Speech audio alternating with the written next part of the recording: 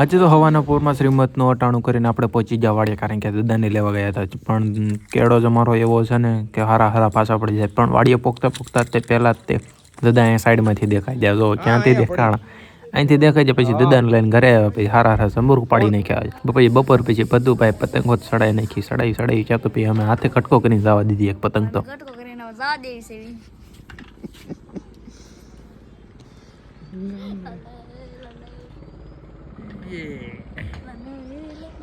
રાકા રાકા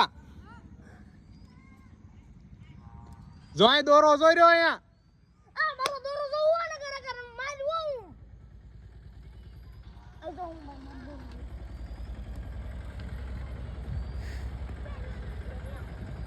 જો તમે પણ આના વ્લોગમાં નવા હોય તો પ્લીઝ પાછલા વ્લોગ જોવો, અને આ વિડીયો ગમ્યો હોય તો લાઈક, સબસ્ક્રાઈબ અને ફોલો જરૂરથી કરી દેજો.